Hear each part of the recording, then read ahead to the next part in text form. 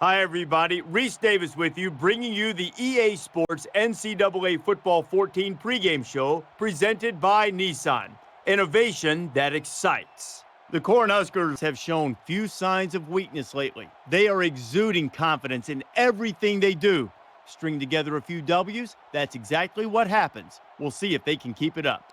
We've done all we can do here. Time to tee it up. Let's send it out to Brad and Kirk for the call. David and I will be with you at halftime.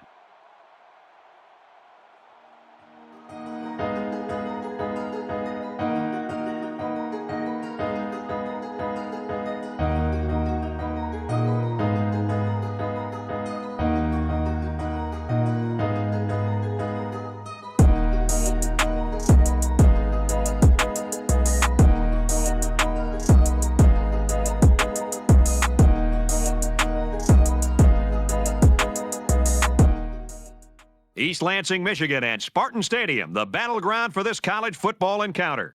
Welcome to East Lansing, Michigan. The Nebraska Cornhuskers are on a 3-game winning streak, but they face an uphill battle today as they take on the number 7 team in the nation, the best offense in college football, the Michigan State Spartans. And we're going to see that offense to start today. This is going to be a very tough test for our defense. Last week, Indiana put up 35 points on us, and they have the 98th ranked offense in college football. So I am worried what the number 1 ranked offense will do against us, and they're just going to pull out all the tricks as well. It's not like they're already the best team in college football. They start off the day with a halfback pass. I was pretty terrified coming in. If they can do that as well, I don't see how we can stop this offense. They're the best passing offense in college football. They have probably the best running back in college football, and we see him on display right there. And if he can throw the ball as well, this is a ridiculously good offense. I mean, it just took 2 plays to go about 60 yards. Not a great start. So 2nd and 1, and they're going to give it to the running back one more time. I don't think it's possible to stop him when they need only 1 yard. He has 99 break tackle, 99 in most things. I don't see how this defense gets a single stop. I think we're going to have to be aggressive today on defense. I think that is our only chance. 1st and 10, and they're even doing end arounds. They're getting to the receivers, and he's going in the end zone, it looks like, unless he gets taken down. Eventually he does. It was Miles Farmer. He broke the tackle, but we do eventually take him down. I did not expect this. I expected this to be your standard, just absolutely destroy them because you have so much better players at every single position offense. But they're pulling out all the stops today. We've seen a lot of drives against this Nebraska defense that looked very easy, and this might be the easiest of them so far. And it's going to look for the running back to get in the end zone this time. He breaks the first tackle. He gets 5 yards before he gets ridden out of bounds. So it's now 2nd and goal from about the 3-yard line. They're going to be in a heavy package. 2 tight ends on the field. One's going to go in motion to the right-hand side. They get it to the running back one more time. They are up the middle, and he might walk into the end zone. He stiff arms a man on the way in, just to add a little bit of flair. It is 1 drive and 7 points for Michigan State. And that was easy. I was really worried about the Michigan State offense coming in. But after seeing that, I am absolutely terrified. This is a massive gulf in competition. The offense is going to start out in a triple option look from the flex bone on the first play. They're going to have to be pretty creative if they're going to keep up with this offense. On 1st down, they're going to hand off to Yaquez the end of the middle for a gain of 7. We debuted a new offense when we first played Michigan, and we're going to have a similar offense today against Michigan State. We're going to have to pull out all the stops just like they did on their first drive. Titan's going to go in motion on 2nd and 3, and it's going to be the running back, Ramir Johnson, who gets the carry. Jake Pierce still not quite healthy enough to play today. So he started decent on the ground. Can we keep this going? 1st and 10. Brian Donaldson's going to come in motion in the backfield, and it's going to be a triple option. He's going to pitch it to Ramir Johnson, who's got some space. He's going to get about 6 yards on 1st down. Ramir Johnson gets 2 on 2nd down. So now it's going to be 3rd and 2. Can they convert here? They're going to have 3 receivers to the right-hand side. And Jeff Holland's going to look for his first pass attempt of the day, and it is contested, but he brings it down. And it's tight end Rodney Jennings. He's got the best hands on the team, and he secures this one. Gives him the 1st down. So the offense is slowly driving down the field, but I have a feel like we're going to need some big chunk plays if we have a chance today. 1st and 10. Brian Donaldson's going to go in motion. And he's going to get the ball on a little end around, and this one doesn't work. They read it, and they hit him in the backfield for a loss of 3. 4-yard reception by Wyatt Lure on 2nd down makes it 3rd and 9 yards to get this 1st down and keep this drive going.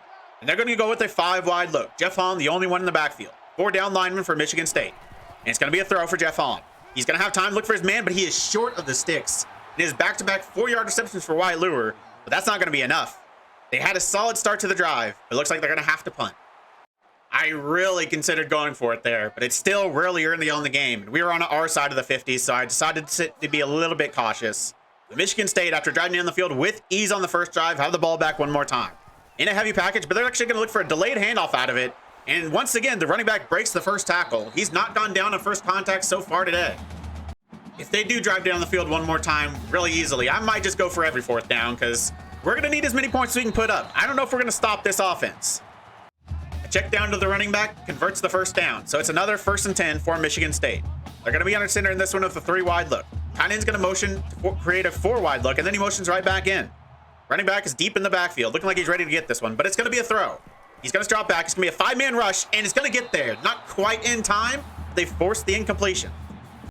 That was the best play so far for this Nebraska defense, but there is still a lot of plays to go in this game, and still on this drive. 2nd and 10. Tight end's going to motion to the right-hand side, and it's going to be a play-action pass this time. He's going to find his tight end. That's Malik Carr for 9 yards, giving him the third and a very manageable 1 yard. I'm anticipating a run here. But Michigan State are going to spread him out for this 3rd and 1, but they still might run it. No, they are going to look to throw. He's going to have time, look for his man in the sideline, but he throws it away. That's an incompletion, but they still might go for this here. They're in decent position. I don't know if it's makeable field goal attempt from here, but they're actually going to punt it. Wow. I thought it'd either be a field goal attempt or they're going to go for it. I'm very surprised by this decision. We have not brought down their running back on first contact so far today. So the fact they didn't at least give him one shot to get that first down on 3rd or 4th and 1 just absolutely shocks me. I disagree with that call, but I'll take it. Nebraska had the ball 1st and 10, and it's going to be another triple option. And the quarterback's going to take it this time. Jeff Holland, his first carry, and it's going to be a solid one. He gets 16 yards, the biggest play of the day for Nebraska. Now can we string together some more big plays? 1st and 10, we're going to be in shotgun. 3 receivers on the field. Donaldson's going to go in motion. He's going to line the backfield, and it's going to be a play action pass from a triple option look. And he's going to look near the sideline, and he's got his man. And it is Rodney Jennings once again who gets a reception, and it is another big play. This one going for 25. Jeff Holland has been very good during their winning streak, and he started today pretty hot as well. 1st and 10. And it's going to be 2 running backs in the backfield, and it's going to be another triple option. He's going to pass this one to Yaquez Yant, and he's going to be another solid gain, and a broken tackle is making it even bigger. And another one, and he gets into the end zone, but there is a flag at the very last second, and it's going to take away the touchdown. If Nebraska has any chance today, they cannot be making awful mistakes like that. The best play of the game for him, and it gets wiped out because of a clipping penalty. It's going to be 1st and 5, though, but they lose a lot of yards and all 7 points. They're going to try Ramir Johnson on 1st down. He's going nowhere. So now it's 2nd and 5, and they still need some yardage if they're going to get into field goal range. And it's going to be another Ramir Johnson carry up the middle from shotgun, and he's going to get enough to move the chains and get him probably into makeable field goal range. But they already took 7 points off the board that they could have had, so they'd like to get 7 here. From the flex bone one more time. It's going to be a triple option one more time, and it's going to be another solid game. This time the 4th running back, Gabe Irvin. He hasn't had many touches this year, but he gets 12 on that one. So now it's 1st and 10. Can they get in the end zone one more time? They're going to have a 3 wide receiver look to the left-hand side of the formation from an ace look. And they are going to look to throw. Jeff Holland's going to take off for the first time, and he's going to get tripped up and fumble. I think he was down, but they do pick it up. So it's going to go as a gain of 8. So now it is 2nd and 2. 2 tight ends on the field, and it's going to be Ramir Johnson up the middle, but there's nowhere to go, but he fights for the yardage, and he gets enough for the first down. It is 1st and goal. 1st and goal from about the 4-yard line. Can they tie this up? 2 tight ends on the field. One's going to go in motion to the right-hand side, and they're going to look to throw on 1st and goal. He's going to look for his man, and he's wide open in the end zone. It is backup tight end Chris Hickman, that is, gets his first touchdown of the day and ties it up.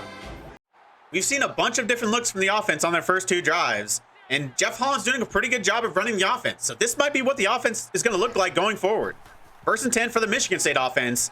After their unfortunate punt, they're going to have a big play on 1st down. It is a 25-yard completion to Trey Mosley. But I do got to say, I think we've already got more stops than I thought we would after seeing that first drive. But a drop on 1st down makes it 2nd and 10. They're going to have a fullback in here. It's going to be a quick throw, a little bubble screen. He's going to find a receiver. He's going to fight off the tackle. We can't tackle the running back, and we can't even tackle the receiver. He breaks the tackle and gets 11. Michigan State, now at the part of the field where they punted from last time. 1st and 10. They're going to hand off to the running back this time, looking for that right edge, but it's not going to be there. Ty Robinson gets off this block and makes the tackle after just a 2-yard gain. A 7-yard rush on 2nd down makes it 3rd and 1. Are they going to give it to their running back this time, like they didn't last time out? They're going to be in shotgun, a 3-wide look, and they are going to give it to the running back, looking for this right edge, but he might get taken down and he might not get it. He doesn't. Why don't you just power that up the middle? How do we stop that? They try to hit the edge, and it doesn't work. But this time, they're going to go for it. They probably could kick the field goal from here, but they're going to choose to go for it this time. And now they are in a heavy package. A fullback is back there, along with the running back, and they're just going to hand it off to him. And that is what they should have been doing. Just hand off up the middle. They've got better offensive linemen than our defensive linemen, and their running back cannot be tackled. So now they have it 1st and 10 at the 20-yard line. They're going to stay in a heavy look. The fullback's going to motion to this left-hand side, stand in the backfield. And it's going to be another carry for the running back, but the defensive line gets into the backfield. Actually, it's the linebacker, Will Honus. He hits him for a loss. So now it's going to be 2nd and 11. They can still run the ball here, though, but they are going to throw it. 4-man rush. He's going to get it off near the sideline, and he's got a wide-open receiver. And he's going to walk into the end zone. It is a 21-yard touchdown. The Nebraska offense has started well so far today, but 2 inaccurate passes and a completion that goes nowhere means they go 3 and out and can't respond to Michigan State's touchdown. And now Michigan State have the ball back in the best field position they've had all day. If we couldn't stop them before, how are we going to stop them now? And on 1st down, this is a big play. A 29-yard reception. He just gets the ball off before he got sacked. He finds an open receiver down the sideline. It was a promising start to today, but this might be the beginning of the end as Michigan State can make it a 2-score lead. They're going to hand off to their running back out this left-hand side. There's not many people over there. They do eventually take him down after he gets 7. They lose 5 yards on a false start, and then an incomplete pass means it's 3rd and 8 from 2nd and 3. They're going to be in shotgun. They are going to look to throw. 4-man rush for Nebraska. He's going to look for his man to the sideline, but there is nowhere for him to go. He catches it, immediately goes out of bounds. And we might just force a field goal attempt. Except apparently Michigan State aren't interested in field goals, so they're going to go for this one more time on 4th and 4. 3 receivers to the left-hand side. It's going to be a blitz for Nebraska, but it's not going to get there. He's going to get it out. He's going to get enough. He caught it short, but he gets just enough to move the chains. That was very nearly a big stop for Nebraska, but unfortunately it doesn't come off. So it's going to be 1st and 10 one more time. They're going to be in a 3-wide look, but it's going to be the running back up the middle. He's going to break the first tackle by middle linebacker Will Honus and then just walk into the end zone. They could have stopped him on 4th down, but instead they convert it and get a touchdown on the next play.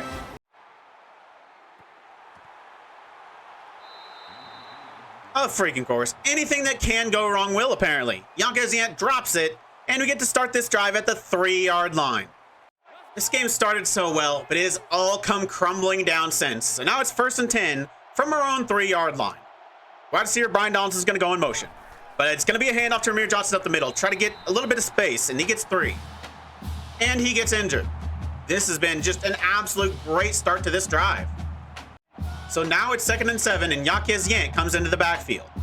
Wide receiver's going to come in motion one more time. That's Brian Donaldson. And it's going to be a triple option play. Jeff Holland's going to take this. He might pitch. He does. And Brian Donaldson's got some space, and he gets taken down after he gets 13.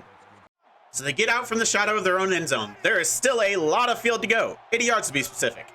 1st and 10, 2 minutes left in the half. Jeff Holland's going to look to throw for the first time, and it is another inaccurate pass. He has missed his last 3 passes. I don't know if I have to tell you, Jeff, but this is not a good time to suddenly be ridiculously inaccurate. He has been fantastic these last 3 weeks. These have been a bad couple of drives for him so far. 2nd and 10. And he's going to look to throw one more time. We're going to trust in Jeff Holland. He's going to get the ball, looking downfield, but he misses his receiver. And that would have been 7. A wide open receiver streaking downfield. But it is his 4th consecutive inaccurate pass. And it took away another potential 7 points. The self-sabotage on display today from Nebraska is ridiculously impressive, actually. So it's going to be 3rd and 10 after back-to-back inaccurate throws. 3 receivers, and it's going to be another throw. We've kind of got to at this point. Jeff Hahn, and he's going to throw it short. But Yakuzian breaks another one, but it's still not going to be enough. He only gets 5, so it's 4th and 5. And Michigan State are going to get the ball back, and they might make this a 3-score game. I was thinking, maybe we could go down, drive down the field, get some points to end this half, and then we get the ball to start the second half, and we could be in this game. But no, Jeff Holland suddenly has the accuracy of a toaster. And so with 2 minutes left, Michigan State have the ball back, and they're going to go downfield in their first play, and it is another big play to another open receiver. Michigan State are going to get another 7 here. At this point, I think we just have to accept they're going to score another touchdown and just try to get as quick as possible so the offense has the ball back. That's basically the only hope we have. They're going to complete it short, though. It's going to be a 5-yard reception by the running back. So now it's 2nd and 5. They're going to have 2 wide receivers to the right-hand side, but they're going to give it to the running back this time, a little looking for the right edge. He's going to get taken down just short of the first down. So that makes it 3rd and 1 with 50 seconds left. They're going to go trips to the right-hand side, and it's going to be a play-action pass, and he's got a receiver wide open on the crossing route, and he gets 6. It's going to be 1st and goal, and they're going to hurry back to the line. Staying in a shotgun look. Tight end's going to motion to the right-hand side of the formation. 40 seconds left in the half. They're going to look to throw on 1st down. The quarterback's going to take off, He might walk into the end zone. No, he looks to get to the edge. It breaks the tackle. Good Lord. There is literally no tackling on display. We can't tackle their receivers. We can't tackle their running back. I mean, that one, okay, he's really good. We can't even tackle their quarterback. It has been a monumental failure wherever you look so far today. And so Michigan State looked like they might be blowing out Nebraska. Bunch to the right-hand side. They're going to look to throw on first down. Can he throw an accurate pass? He can. And Wyatt Lewer's going to break a tackle and get the first down. They're going to rush back to the line, though. Michigan State took off just enough time that we are unlikely to score a touchdown, but they still get their 7 points. So it's literally the worst possible outcome for Nebraska. First and 10. They're going to stay in this bunch look. Jeff Hahn going to look to throw. 4-man rush for Michigan State. He's going to get sacked, and he might lose it. No. They count as an incomplete pass. They get a little fortunate there. So now it's 2nd and 10, 24 seconds left. They do have 2 timeouts, though. Their goal right now is to get into field goal range. 3 receivers to the right-hand side. Jeff Hahn's going to look to throw. He's going to get it off near the sideline, but he nearly throws an interception, and that would have been more points for Michigan State. Luckily, he dropped it. Jeff Hahn started this game playing like he did the last 3 games. Since then, it's been absolutely awful. 3rd and 10 now. Luckily, Michigan State don't have much time when we throw an inaccurate pass. Oh my good Lord, it's nearly a terrible, terrible interception. Right now, Jeff Hahn is looking like Patrick Mahomes in the 2nd quarter of the AFC Championship game, but probably even worse because he literally can't complete a pass. Michigan State have the ball back, but they have a lot of field to go, and they're just going to run the clock out. We're going to go into halftime, down 3 scores. Great start. If the offense doesn't score a touchdown here, I think we can officially call this game over. They started the game in the flex bone, and they're going to start the second half in the flex bone as well. Running back's going to go in motion, but it's going to be a handoff at the middle to Jaquez Yant. There is not much there. Ramir Johnson won't be returning to the game, so we are down 2 running backs right now. Jaquez Yant is going to shoulder the load today. It means we only have 2 running backs, so if we go into 3 running back looks, it's going to have to be a receiver playing running back. 2nd and 6, it's going to be Brian Donaldson who gets the ball one more time. He cuts the ball up the field, and he gets 4 yards. 3rd and 2, they're going to have 3 running backs or 2 running backs and a receiver in the backfield. They're at the point now, if they don't get this, they're going to have to go for it on 4th down. They're going to hand off to the running back on 1st down. It's going to be Gabe Irvin, the 4th running back, who's going to get enough for the 1st. So it's another new set of downs, but they're going to need some big plays if they have any chance today. They've got a lot of points they need to score. 1st and 10, wide receivers are in tight. Jeff Hahn's going to look to throw. Can he throw an accurate pass? I mean, do you count a pass that's accurate to the other team accurate? Because if so, best throw of the day for him. The most accurate pass we've seen today.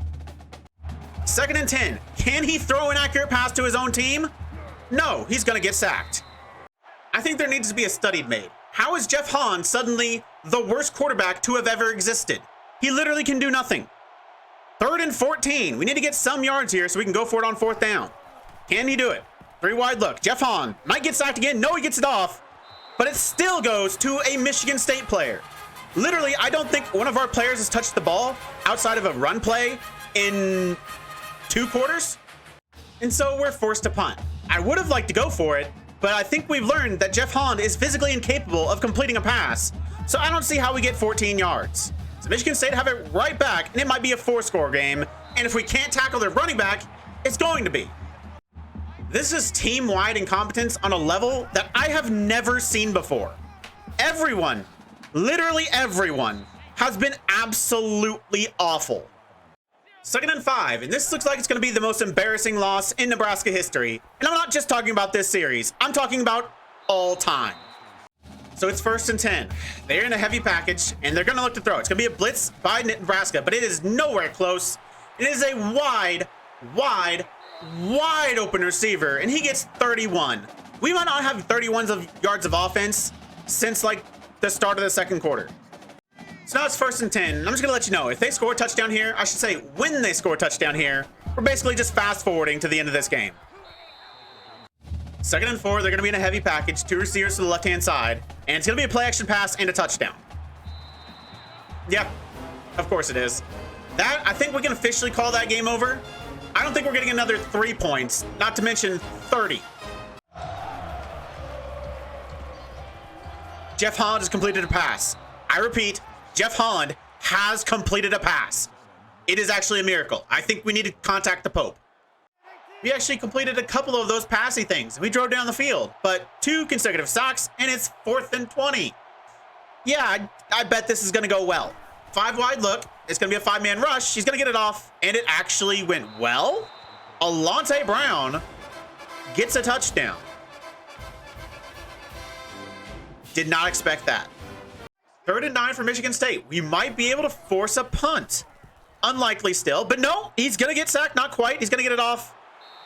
Yeah. Given how this game's gone, I should have expected that. Updates you on where we're currently at. It is currently 4 minutes left in the game. Michigan State are up 38-20. They got a field goal. We drove down the field and got another touchdown. We went for the 2-point conversion and didn't get it.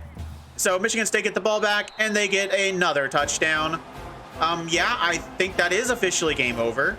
And apparently, Jeff Holland can only throw accurate passes when I'm not commentating. Interesting. And just like that, the pain is over. Final score, 45-20. Michigan State get the victory. Well, really, there's not much to say. We were atrocious. And that definitely includes Jeff Holland. His numbers end up looking respectable. That's because we threw the ball basically every single play from the second half on, even though he missed like 10 straight. He eventually completed some, got some touchdowns, didn't turn the ball over, but I think he could have had about 5 or 6 interceptions if Michigan State could just catch. Just an absolutely atrocious game from Jeff Holland. But Logan Smothers did come in to the end there to come on as off the bench like the rest of the bench players. And, I mean, to be honest, he makes Jeff Holland look like Joe Montana. Now, I'm not talking about, the good Jeff Holland from, the last couple of weeks. I mean, like, quarter 2, quarter 3 Jeff Holland that I think completed 1 pass for positive yards. Yeah, Smothers was still worse. It was bad. He had 2 sacks, and I think he played, like, 5 snaps. On the ground, we did basically nothing. We started the game decently well, but, I mean, I think about 95% of our yards were our first 2 drives. Since then, obviously, we had to go passing more. That's where we were down big. But even when we weren't, we couldn't run for positive yardage. Like, we get, like, 1 yard, and that was it. Hopefully, Jake Pierce will be back for the season finale. Ramir Johnson, outside of 1 game, has been pretty bad this year. Our receiver group is probably the lone highlight from today. They're probably the only position that didn't have an absolute turd sandwich of a game. No drops. They did what they needed to do. They broke some tackles. They got the yards they need. But the problem was just Jeff Holland couldn't throw it to them. I mean, I think he threw the ball to Michigan State players just as much, if not more, than he threw it to Nebraska players. If they could catch, yeah, that would have been pretty bad.